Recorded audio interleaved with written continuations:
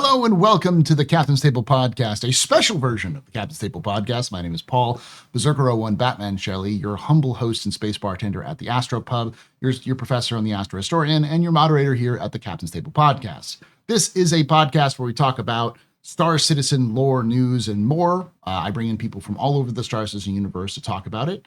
And we have a special edition because the topic that we're going to do on Saturday, I wasn't able to get many people who were interested directly, but I was able to other than Space Tomato, our wonderful tomato here. But unfortunately, Space Tomato had just moved back to Turkey, so they were operating on fumes over the weekend. That was a rough weekend. So plus a bunch of other technical issues. So as a result, we sort of had to figure something out. But because it's the summer for me and I'm not teaching, over the summer, I had time. So I decided to reached out and asked morphologist to come in and talk with us about this topic. He said, yeah, sure, I'll come hang out with Space Tomato about this. And so here we are, a special Thursday morning for me. I'm sure it's, what is it?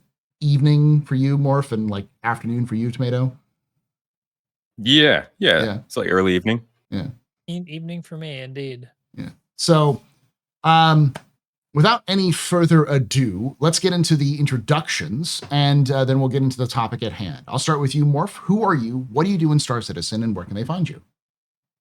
I am Morphologist. I annoy a lot of people in the community with my opinions on YouTube.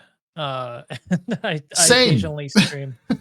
Yeah, apparently having opinions is a bad thing. I should just go back to reviewing ships. Yeah, but no, seriously, I enjoy making content on YouTube for Star Citizen. Like I really enjoy making like really cinematic footage. Basically, is kind of my thing.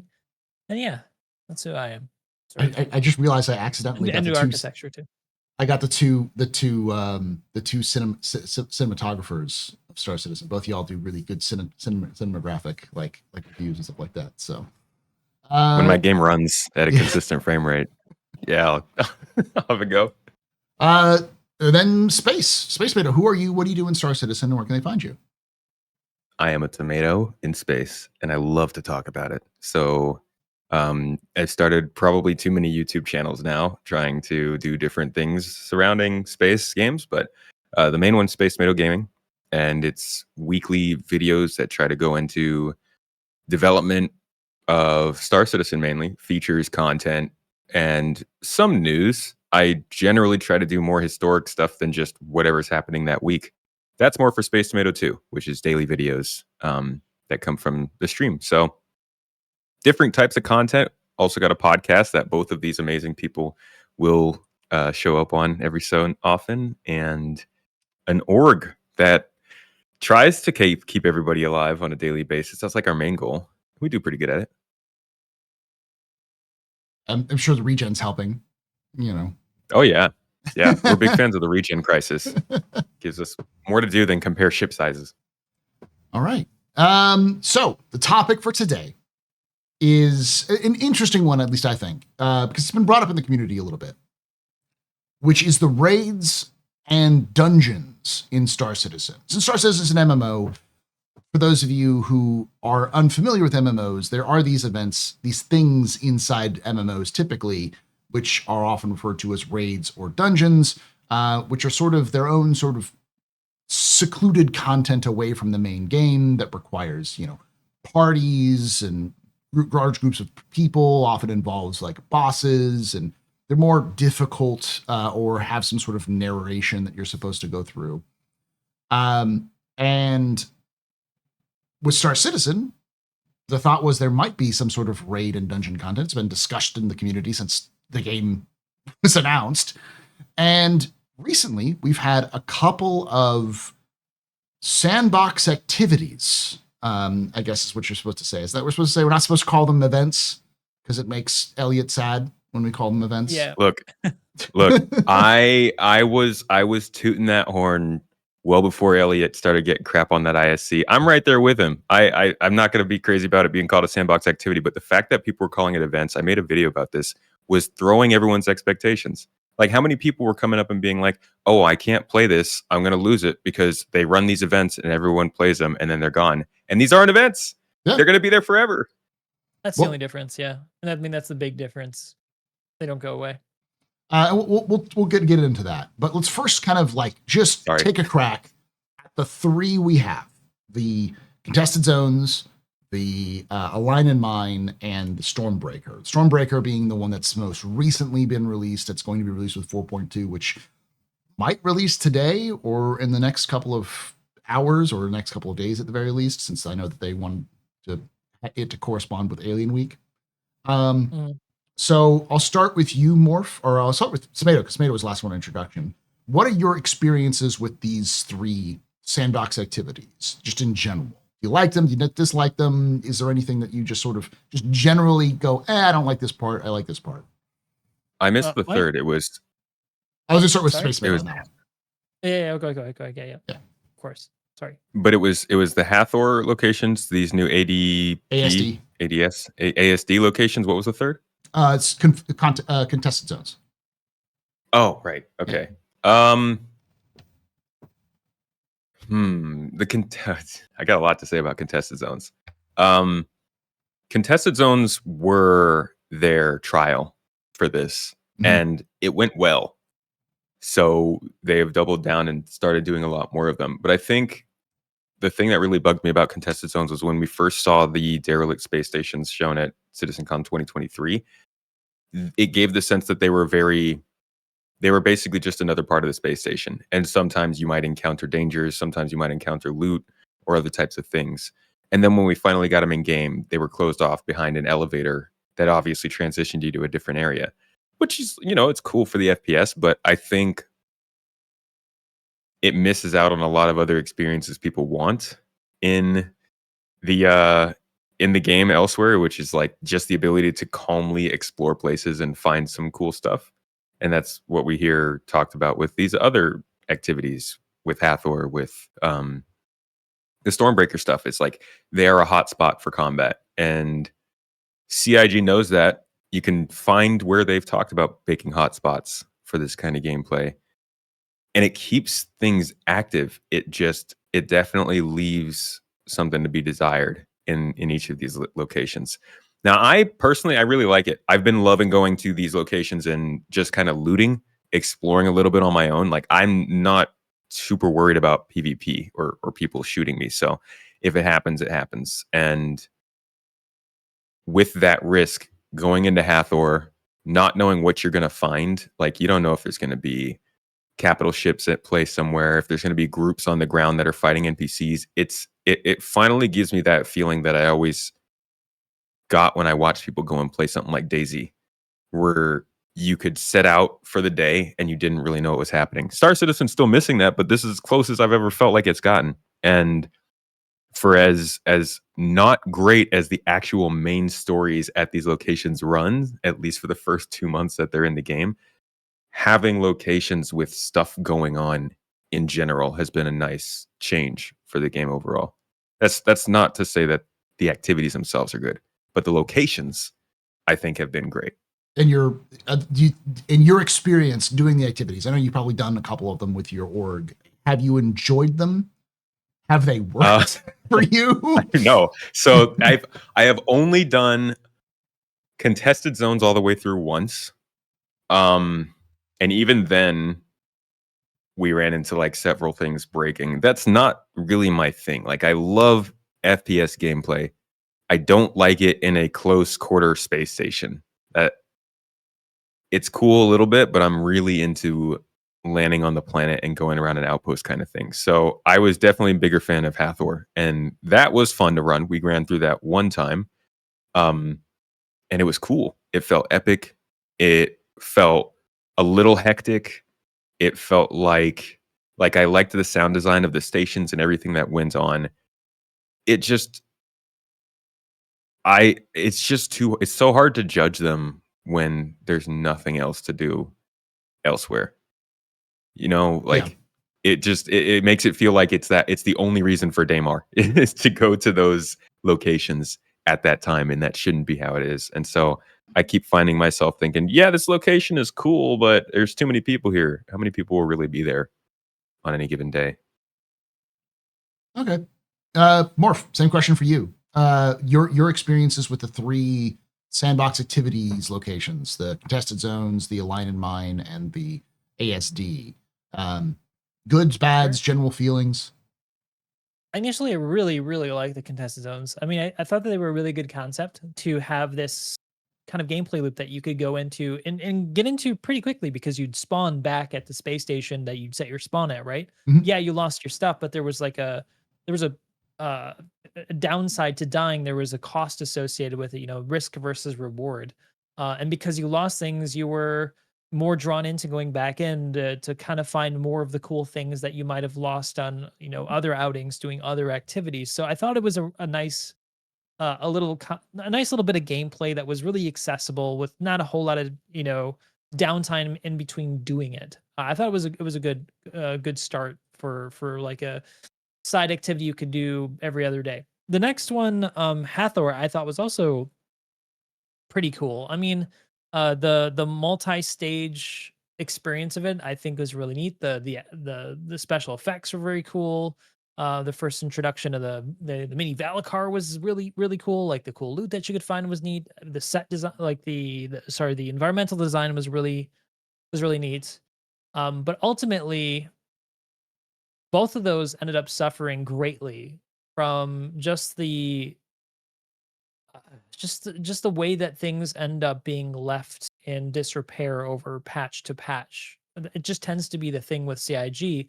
It started with contested zones. It started showing cracks. Thing like the elevator door hardly ever worked. There was issues with NPC spawning, issues with loot spawning. There is still a big issue with the physics engine that allows people to just glitch all the way to the end without going and getting any key cards whatsoever. So you might be spending an hour to do the activity yourself. You get through the red door. Somebody glitches through the door behind you and kills you. Like you don't even hear the door opening because they're just glitching through it. Or you get to the end and you're looting and somebody glitches behind you nearby the elevator because that's possible apparently and kills you from that direction as well. And so it's just completely killed that activity for me. I don't want to do it because why I don't want to do the box meta. And I actually hate that. And the same thing with Hathor, like it usually doesn't work. And when it does work, it often uh you often do encounter a lot of PvP, which if you're not in a big group, you're most likely going to lose. And like my community isn't really a hardcore PvP community. We're more of a chill gaming community. So it's hard for us to get together and be really effective as coordinated group against these really big player orgs. I mean that's my own fault. I mean I can't really blame CIG for my lack of coordination with my community. So that's just one thing that it's harder for me to experience. That's all I'm saying. And now comes this new event, and yet again, I'm not saying I'm averse to PvP, but it just feels like it's another PvP activity.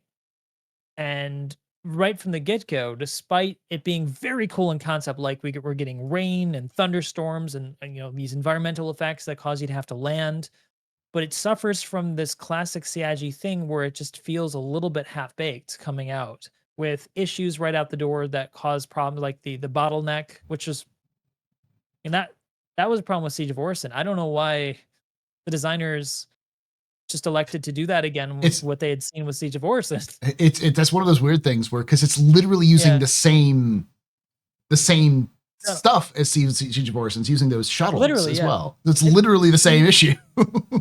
and conceptually, it's very much the same because you can't just like Siege of Orison, where you can't get to the islands easily without the shuttle. You really can't easily get to the next point without like one of the new icties, which you can drop down into it, or by hopefully landing without exploding through the clouds on top of the zone. Even then, you're kind of announcing your arrival. So like most people are going through this bottleneck and being shot as they come off the shuttle, which really it's really not very fun gameplay, to be honest. Can I don't mind PvP if you're given a fair chance to fight the person, but if you're just being shot through like a narrow opening, that's really not that fun of game design, despite what some people say. So you gonna say something? I've heard a Space? lot of good goods from that. Sorry, what's up, Well, Tomato? Well, I was just going to ask about the other part because I didn't talk too much about Stormbreaker because I haven't run through it yet. I've seen a little bit of it and saw the Lazarus Mhm. side of it once. But how about the earlier side on Pyro 4? How do you feel about that whole segment of it? I thought it was actually okay. I didn't figure out every piece. I kind of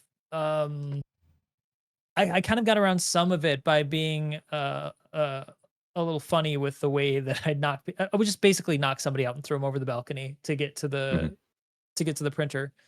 But my experience with it has been that it's usually 9 times out of 10 doesn't work. So like for example, I'd eventually I finally got it to work one time where I got the key card from that place, fought my way through 100 NPCs. We survived. We got to part 2, put the key card in, and the key card disappeared. So I don't know. It's just it's more it's conceptually cool. Like you have to go to this location and you got to figure out how to get your way through it. There's some puzzle pieces, there's some story elements. The set design I think is really excellent. There's some environmental storytelling that I think they're starting to do a lot better. It feels a lot more like a traditional game where there's some story that you can kind of pick up from these bits and pieces. It almost reminds me a little bit of like Black Mesa, that Mhm. kind of feeling like these scientists are doing something they shouldn't be doing. So I want to commend them for that, but it's I don't think Saji's ever been accused of making the game look bad. Like the Yeah. game looks amazing. It's always been the mechanics of the game. It's always been the execution of the game that's been the problem, and Stormbreaker doesn't really address that yet. Unfortunately, we're still facing a lot of classic issues with Star Citizen. So I think you're spot on about that half baked. I mean, not to poop on anyone's work, but yeah, all of the and I don't want to, and I'm sorry to talk over you. I don't want people no, to it's fine. misunderstand what I'm saying because I think that all of these events have like really good qualities to them. The people who had done the bits and pieces of it have done an amazing job, but overall the package that's been delivered, which isn't ultimately the individual developer's job, uh, are good. It's just that the whoever's in charge of like the whole thing being put out. I mean, I think there's more blame to put on that person than there is to put on the individual developer who's done an amazing job. Yeah. I mean, I think it comes back to management again. This is clearly stuff getting rushed out, and every one of these activities based off of existing assets. We're seeing stuff from Arena Commander, Theaters of War, Mhm. reused Crusader things. Like there are a couple things like the armor, and we're getting some feature drops like Radiation and Rain. But a lot of this is stuff that I'm thinking they probably conceptualized sometimes in the last 6 months and we're like, we need to get this out for this update. And I find myself thinking, what is it that we're going to see in 4.3 that comes from something we kind of already know somewhere in the Star Citizen universe? It's just been repurposed for this kind of thing going on in the PU. And I don't think that's a bad thing. No, I But I mean, think I, it goes back to what you're saying, that this is all stuff that's kind of rushed out to make sure that they can keep these regular patches coming out. like I want to make this clear because a lot of people seem to have this weird thing where like reuse of assets is bad. Of assets is why you have video games, because video games are Yeah. very difficult to make and there's a lot of assets that goes into it. So like you're going to have asset reuse. We already do in Star Citizen, and there will be future of it in the future. But I tend to agree. From my opinion on this whole thing, I've done all of them. I have not been able to finish ASD because every time I go to ASD and I get to the very end, it either breaks or I don't have the right key cards or the thing doesn't spawn or whatever. But Or someone kills you. yeah, I've managed to successfully complete Hathor twice, the line of mine twice. And it's been out since like February or March. And I've attempted it a dozen times. The thing that I think you hit the nail on the head, Space Tomato, is that I love what they've done with what they had. The atmospheric storytelling, the data pads you can find to tell you the story of what's going on, and some of the actual like actions I have felt like a real game. Like it felt like a game. Like okay, I could finally see CIG's gameplay direction. There was a situation where we were aligning one of the dishes, and I was caught between the juvenile Valacar and spawning in of new Ninetails. So from one side, I was getting hit with a spit of the Valacar, and the other side, I was getting shot at by the Ninetails. And so I had to like figure out what I was going to do, which direction I was going to take, because I was in threat. I was going to die unless I actually did something, which is the first time in a long time in Star Citizen that I actually felt pressure. The game was pressuring me to make a decision, which is nice. Like games that do that typically, in that kind of high stress situations are good games in terms of if that was what they were trying to get. I think that was the point of what they were trying to do there. The issue I have with it is, as Morph pointed out, and I think Space Matter, you've pointed this out, is that CIG has this direction where they will produce something and then they will abandon it. They might touch it up here and there, like fix things up that may break. But generally speaking, the team that produced A Line in Mine has moved on to Stormbreaker. And so there's not as much assets back to fix the problems that arise when these new features come out. And I've pointed this out before, but every single, well, maybe not every single, but almost every single content event or, sandbox activity usually goes through a mission, but most of the locations that were, in fact, even the very first sandbox activity that CIG created doesn't work in 4.0. The Black Kite mission, no longer there. The caterpillar missions where you go through the booby trapped caterpillars, that's gone. Ghost Hollow doesn't work. It's so funny that those are gone because those are the new derelicts that oh boy. As far as I know, pretty much everything that CIG has done in the 3.0 patch cycle that was sort of the new big event that was coming out, or new big thing that was coming out for that patch, is not in 4.0. And maybe they'll get fixed, but Ghost Hollow straight up doesn't work anymore. We tried it because we're like, hey, let's try to see if it works, but it's just not functioning. They haven't, and the fact that they haven't gone back and fixed those isn't necessarily a bad thing, but it does send that signal that CIG does keep doing this, where they'll like produce something and they'll make something really good, and then they'll move on to the next patch, and they don't leave a skeleton crew to fix any of those problems. So those problems then persist, and then they continue on. Go ahead. Sorry. From that perspective, it's almost like people are right in saying it's a limited time event because next patch is probably broken. So might as well get it. That is something that I expect from the 3.0 and 3.x stuff. But I would hope that them as a company, they are, especially with this whole focus on playability, they're making sure that the things that they're adding now are things that they do keep up to maintenance, because these are things that I wouldn't have expected the stuff we had in the 3.x cycle. I didn't expect that to be the final sort of thing we would see in Star Citizen 1.0 whenever it reached that level. These sorts of things, though, the Hathor facilities, I fully expect them to be in 1.0. So this is the kind of stuff that I would hope they'd be touching back on like every couple quarters. And I will definitely admit they've been the maintenance they've done on quests this year has been pretty bad. Like, considering we still don't have, like you said, some of the earlier quests that we liked. We don't have some of the do we get the Kovalix mission back yet? No, it's gone. The one mission that everybody really likes from Star Citizen, the Kovalix Gundo station, is not there anymore. I'm pretty sure the courier missions are still not back in Stanton, if I'm not mistaken. No. So like the first quarter, it was sort of like, okay, you guys are working on some other sandbox activities that'll keep activity up, sure, and then you'll get the contracts back in for all that background busy work. Player bounties came back, sure, but you still need more of these small-time contracts that people have been loving for the last however many years. So I say loving. and one of the things, like the box thing just is so frustrating. The like box glitching stuff through contested zones. But it's even worse than that, because like in 4.2, one of the main attractions is the Ikti, and the Ikti has you can craft it with Wicklow, but one of the requirements is, as of this recording, an NN13 weapon. The NN13, I think it's like a distortion cannon. The only way you can get the NN13 distortion cannon is find it.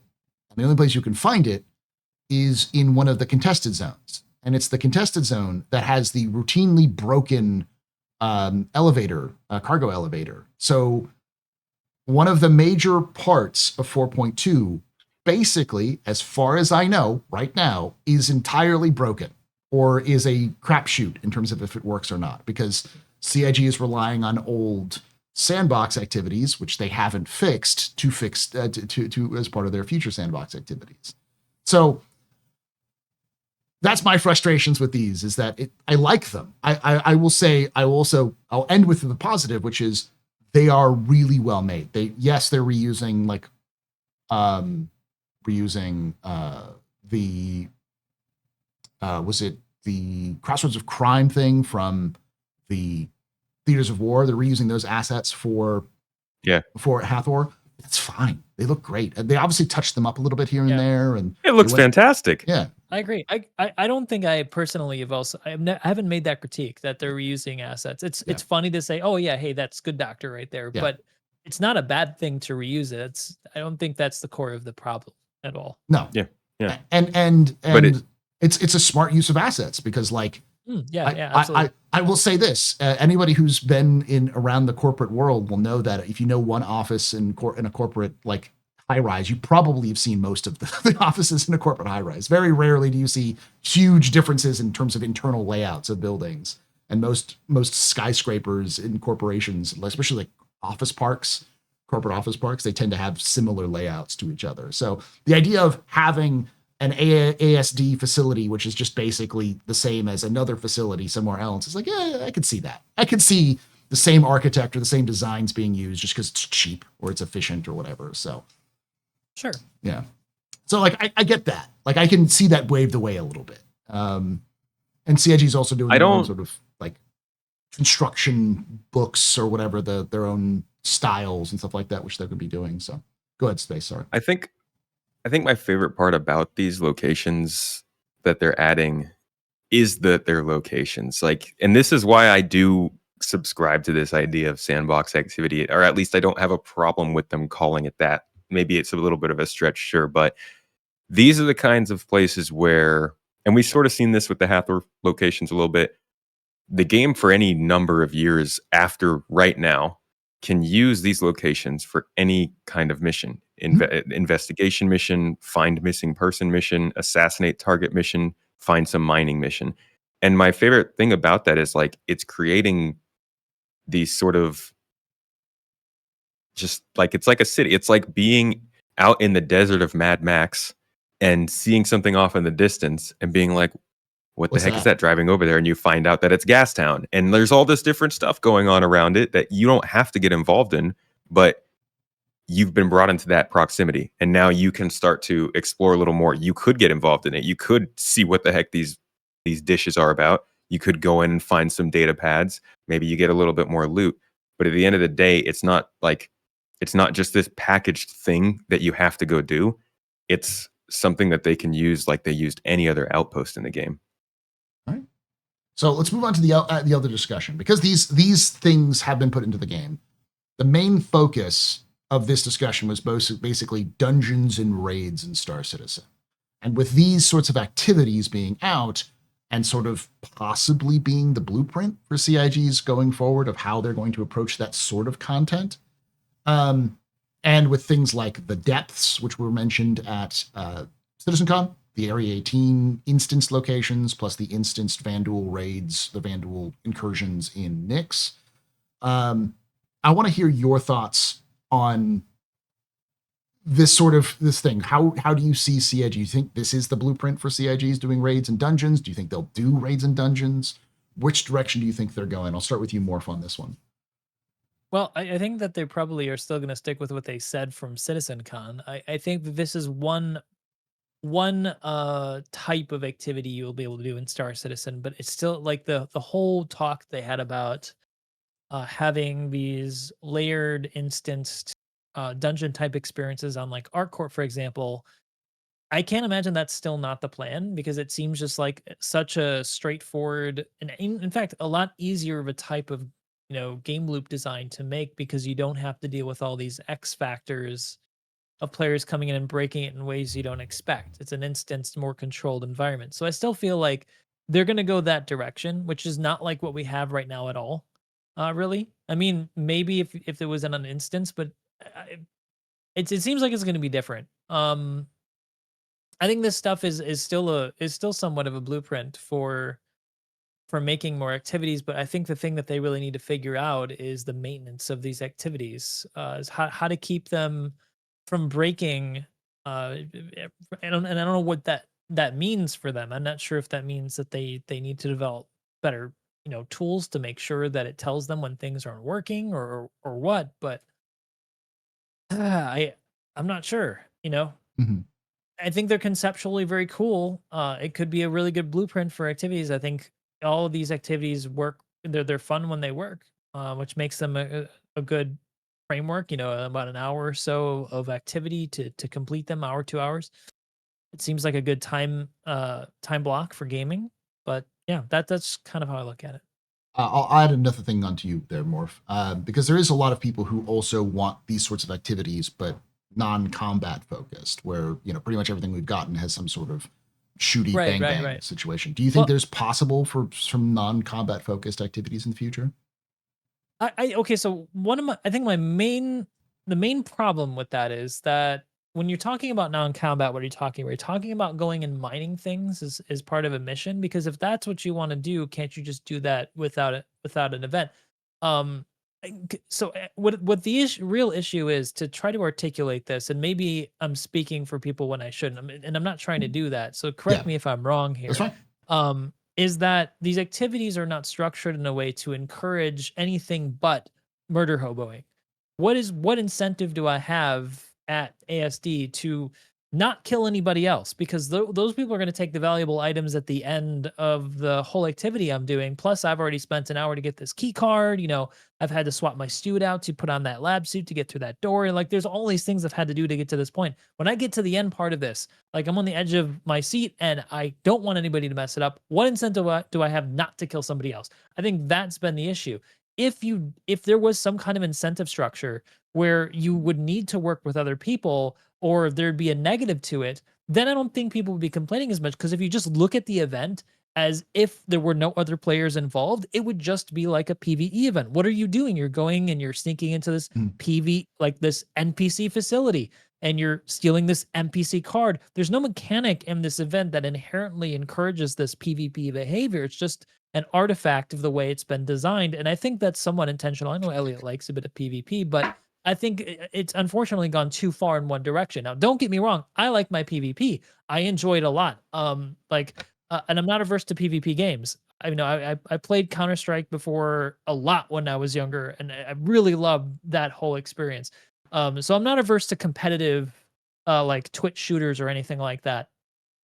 What I think is just there's no balance. So when people are talking about like a non-combat one, what I think they're really saying is they would like an event that feels more like you're working together with other people against some story or with some story than what it feels like now, where it's just kill everyone else. Yeah. Space, same question for you. What would you see? Do you think these are the blueprints for the future dungeons and raids in Star Citizen? And also, do you think is there a place for sort of non-combat focused activities? I agree with Morph. I'm gonna okay. I agree with Morph in that they're gonna stick to the instant stuff. I think they've got 3 different solid ways of delivering content outside of contracts. Including contracts, I guess. They've got instances which they can do in places like undercity blocks. They can probably do instances in underground facilities, bunkers, stuff like that. That's where I think their traditional raid should sit. Should shit. I don't know. I don't play MMOs really, so I don't know how all the rules of what a raid has to be. I had to do research on what a sandbox activity is because apparently that's very, very particular. But from what I can tell, a raid is basically a group of people going on a pretty well-defined path into some closed back-end location that's like maybe you can progress all the way through it, but you go in, you kill some folks, you do some activities, you work together, you get some good loot, and you get out. That sounds like it's perfectly made for instances and maybe not so much for a sandbox activity in where somebody can just jump into the middle of your raid when you're 90% of the way done and get whatever it is that you're going for. I think that can always be a problem in a place like Pyro. So I don't think that they can rely on these locations as their raid. I mean, they could do it, and I kind of thought they always would, but now that they're talking about instances, I feel like that's just the easier way for them to go. As far as these locations go, and like activities that aren't competitive, there's plenty of ways that you could do it. It's the easiest of things, right? You could say there's a mining resource deposit on this planet, and like once you go within a certain distance of this area on the planet, you get a call from somebody saying, there's so many minerals, we can't take them all. Can you take some hauls for us? And you're like, okay, I'll take them. That's basically the same thing, right? When you go into Pyro, you don't get a mission marker. You don't get any sort of objective that tells you to go down to these locations. You kind of just stumble upon them and then get into them and follow the world building and kind of environmental storytelling to finish the whole thing, right? Is there ever an objective that you get when you're doing the Pyro Stormbreaker stuff? No, there's no objective. There's no missions. It's just you just do it. So it doesn't even have the equivalent pop-ups to go do this, that. You have to kind of figure it out yourself or watch YouTube or get a guide online. See that? That's pretty sandbox. And I feel like they can easily do that with mining, salvage, even freaking exploration, recovery. You could like be flying around and see a crashed spaceship, and then a distress beacon tells you that you need to take that stuff somewhere else. That's not hard to do. It's just, I don't know how much that's really going to do for them as their one addition in an update. In like if they released 4.3 and they were like, now go get some cargo from crashed spaceships, people would be like, okay, that's cool, but how marketable is it? How much of the game are you going to be able to get people excited for based on that? I think the combat stuff is just really exciting and easy for them to do, and we're going to see plenty of sandbox gameplay surrounding all the other stuff soon. I'm blown away that people are looking at what we're doing right now in Star Citizen and thinking everything's going to be combat, when we just got the cargo refactor a year ago and people were complaining about carrying boxes. I don't think we need to worry about sandbox activities not hitting other parts of the gameplay. Okay. I think it's also the combat is just the easier thing to make right now without the resources to put into doing other tech to support non-combat activities, right? So I mean that's just kind of how I'm reading the situation, since they're so focused on Squadron. But I might be wrong. Yeah, I can see that. I can definitely see that CIG's combat focus comes from a temporarily myopic view of the game, simply because that's what they have that's working. They know how to make, they know how to spawn NPCs. Like, I will say the one thing that it does seem a little weird, because you pointed this out, Morph, is that these are not designed as PvP. They're designed as PvE. You can tell that from all of the missions and everything else like that. We should be clear here, though. Elliot has said on more than one occasion that he likes PvP in the events he makes. So it's not like he's not. The event's not designed for PvP, but he's not averse to allowing it to occur. So yeah. I think there's an important distinction. That's what. But that's also. Go ahead, Space. I don't want to derail it. That's just a big debate in Star Citizen in general. Well, yeah, and I was going to say that in general was, in my opinion, it hits what I believe CIG is going for, which is Star Citizen is a PvE game with PvP in it, rather than being a PvP game with PvE in it. It's more focused on storytelling, on the individual experiences, and where at any point someone could show up and say, "Get wrecked, noob," and kill you. But like the idea of them doing that is rare unless you're doing something very specific, the points of interest, the hot spots, that kind of thing. So like it's a sandbox activity, so it's sandbox. Anyone can stumble upon your sandbox and immediately kick over your sandcastle. But do they do it or not is entirely up to whether you accidentally into somebody or not. So go ahead. I forgot. I didn't finish my answer. I said there were 3 different things that they had. Yeah. There's the sandbox, there's the instances, but there's also the closed off sections that aren't instanced, like the contested zones. And I think also like what they're calling, I don't remember what they call it, but it's the section under ArcCorp that's not quite like there's ArcCorp, the city, yeah, and then there's a sandbox location that's open to anyone, and then there are instances that come off that sandbox location. That middle section is just like contested zones, in my opinion. It's closed off, but it's not quite instanced. Yeah. So okay, yeah, and then I think they've got multiple paths. Yeah, I will say in general, I don't believe that CIG will ever use raid or dungeon in the traditional sense to describe their games. Their whatever is going to be the raid or dungeon like activities. I think they'll use euphemisms. They may say this is like a raid in Star Citizen, or this is like a dungeon in Star Citizen, but they won't ever specifically say this is a dungeon, this is a raid. And like everything CIG does, they're going to try to put their own spin on something that works for their game. Because I don't know if a traditional raid or traditional dungeon would work in Star Citizen. It just doesn't. The narration of those don't really function. But they tried to tie them to the distribution centers. Yeah, you remember that? I remember hearing that. One time. I think they, especially with the distribution centers, it felt like more of a traditional, like less MMO and more like Viking raid thing, where you run in and raid the whole thing and take everything and leave. Rob them. Yeah. But I think what we'll likely see is sandbox activities, contested zones. We might, and then of course instanced areas. I think those are you're right. Those are the 3 things we're really going to see in terms of going forward that will match sort of that raid dungeon feel. I think they're going to go for more the vibes of raids and dungeons rather than the straight up, this is a raid, this is the raid boss, you have to go kill that raid boss. Will they have like missions where, chains where you have to eventually go kill, the boss of the headhunters of this sub faction of the headhunters? Probably. They've talked about boss battles in the past, and of course we have the boss battle with ASD, but it's a matter of how that's designed, and if that's going to be a mission, if it's going to be a sandbox activity, if it's just going to be a world boss stuff, that sort of thing. So, yeah, that's good. Do you have anything else y'all want to add about raids, dungeons, or these sandbox activities, or anything like that? No, I think I've kind of said everything I personally wanted to say regarding the topic. Okay, for now. I think most of the conversation surrounding this is semantics. At the end of the day, these are locations they want to have more narrative gameplay tied to that they don't want us to get through the mobiGlas. And that's something they said at CitizenCon last year. Like Nate, what's his name? Haddock? Nate Haddock. Oh, Dave Haddock. He was on the stage. Dave Haddock, yeah. He was on the stage.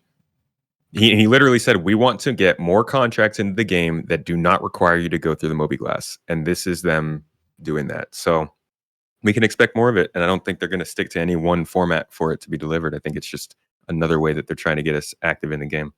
I think my only concern is maintenance, because of what CIG's history has been. They need to figure out a way of maintaining these so that, if somebody shows up next year and someone goes, hey, you want to go fight the big worm? And they go, I'm sorry, what?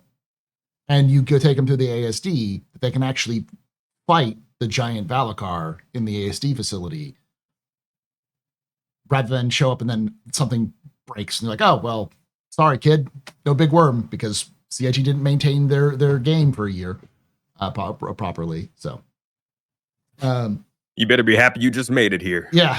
Yeah. The fact that these shuttles still work is a miracle, I think that's going to be it for our discussion. We'll move on to the question and answer session. Thank you to Morph and to Space. Make sure you check out Morphologist on his YouTube and Twitch, and Space on all of the different Space Tomato videos you can get. And if you enjoyed this, you can join us live at twitch.tv/theastropub and youtube.com/@thecaptain's table podcast typically on Saturdays at 4 p.m. Eastern, 1 p.m. Pacific. I would love to have you come join us and join the discussion, because we're going to be moving on to the question and answer session, where we're going to take questions from the chat themselves.